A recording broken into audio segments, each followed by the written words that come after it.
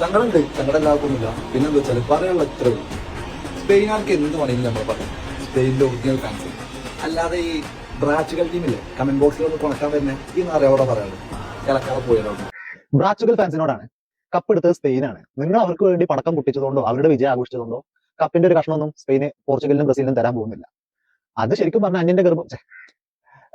സ്വന്തമായിട്ട് വിജയിക്കാൻ കഴിവില്ലാതെ മറ്റുള്ളവരുടെ വിജയം ആഘോഷിക്കുന്ന കോമാളികളായിട്ടേ നിങ്ങളെ ആൾക്കാർ കാണുള്ളൂ, ലോകം കാണുള്ളൂ.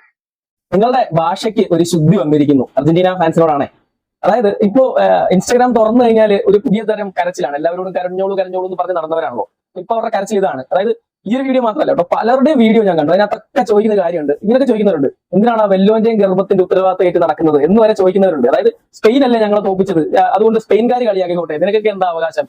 എനിക്ക് ന്യായമായ ഒരു ചോദ്യമാണത്. പക്ഷേ ഈ ചോദ്യം ചോദിക്കാനുള്ള എന്ത് അർഹതയാണ് ഓരോ അർജന്റീന ആരാധകനും ഉള്ളത് എന്നാണ് എന്റെ ചോദ്യം. കാരണം നിങ്ങൾ ഈ വെല്ലോന്റെയും ഗർഭത്തിന്റെ കാര്യം പറഞ്ഞില്ലേ, ജർമ്മനി 2014 ബ്രസീലിനെതിരെ അടിച്ച ഒരു 7 ഗോളിന്റെ കേസ് പറഞ്ഞ് എനിക്ക് ഒരുപാട് ജർമ്മനി ആരാധകരായിട്ടുള്ള ഫ്രണ്ട്സ് ഉണ്ട്. അപ്പൊ അവരൊന്നും ഇതുവരെ എന്നെ കളിയാക്കിയിട്ടോ അല്ലെങ്കിൽ അതിന്റെ പേരും പറഞ്ഞ് നമ്മുടെ പുറകെ നടന്ന് നമ്മളെ ചൂഷണം ചെയ്യുകയോ ഇന്നേവരെ ചെയ്തിട്ടില്ല. പക്ഷേ അർജന്റീന ഫാൻസ്, എന്റെ ചുറ്റുമുള്ള അർജന്റീന ഫാൻസ് ഫ്ലെക്സിൽ വരെ അടിച്ചു വെച്ചിട്ടുണ്ട് 7-up എന്ന്. അപ്പൊ അത് നിങ്ങളാണോ ബ്രസീലിനെതിരെ അടിച്ചത്? ജർമ്മനി അടിച്ച ആ ഗോളിന്റെ പേരും പറഞ്ഞ് ആ ഗർഭം നിങ്ങൾ ഏറ്റെടുത്തില്ലയോ? എന്നിട്ട് നിങ്ങൾ എത്രയോ വർഷങ്ങളായിട്ട് ഇപ്പോഴും കളിയാക്കുന്നില്ലേ? അപ്പൊ നിങ്ങൾക്ക് എന്താ അവകാശമാണോ ചോദിക്കാനുള്ളത്? അപ്പൊ അങ്ങനെയാണ്, കളിയാക്കും, തിരിച്ച് കളിയാക്കുക തന്നെ ചെയ്യും. അപ്പോ കരച്ചിൽ കൊള്ളാം പുതിയ തരത്തിൽ. നിങ്ങളൊന്ന് ആലോചിച്ച് നോക്കുക, നിങ്ങളെ ഞങ്ങൾ കളിയാക്കുന്നത് സ്പെയിനായിട്ട് തോറ്റതിലൊന്നും അല്ല കേട്ടോ, നിങ്ങളുടെ പെർഫോമൻസ് വെച്ചിട്ടാണ്. ജർമ്മനിയായിട്ട് 2014 7 ഗോൾ മേടിച്ച് തോൽക്കുമ്പോൾ നിങ്ങൾ നിങ്ങൾ ഫൈനലിൽ സ്പെയിനുമായിട്ട് കളിച്ചതിനേക്കാൾ ബെറ്റർ സ്റ്റാറ്റ് ഞങ്ങൾക്ക് ഉണ്ടായിരുന്നേ. ഞങ്ങളൊരു ഗോൾ തിരിച്ചടിച്ചായിരുന്നു, നിങ്ങൾ 0 ഗോളാണ് അടിച്ചത്. ബോൾ പൊസിഷൻ നോക്കുകയാണെങ്കിൽ ജർമ്മനിയായിട്ട് കളിച്ചപ്പോൾ ബ്രസീലിന് 52 ബോൾ പൊസിഷൻ ഉണ്ടായിരുന്നു, നിങ്ങൾക്ക് വെറും 32 മാത്രമാണ് ഉള്ളത്. 32% മാത്രം. 18 ഷൂട്ട് ബ്രസീൽ ചെയ്യുന്നുണ്ട്, നിങ്ങൾ ചെയ്തത്ര സ്പെയിനെതിരെ 3 ഷൂട്ട്. വേൾഡ് കപ്പിന്റെ ഫൈനലാണ് ആലോചിക്കണം. അതിൽ അടുത്തതാണ് ഇമ്പോർട്ടന്റ് സാധനം.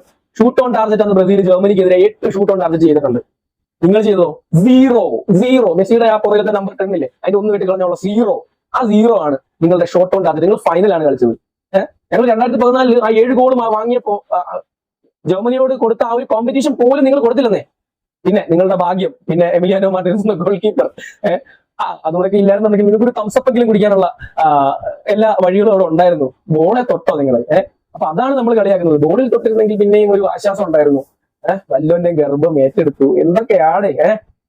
ഇങ്ങനെ കരച്ചിൽ കേട്ടോ, മാരക കരച്ചിൽ. ഇത് കരഞ്ഞോളൂ കരഞ്ഞോളൂ എന്ന് പറഞ്ഞ് നടന്നിട്ട് ഇപ്പം പല ടൈപ്പ് കരച്ചിലാണ് ഇപ്പോ കണ്ടോണ്ടിരിക്കുന്നത് ഇൻസ്റ്റാഗ്രാം തുറന്നാൽ.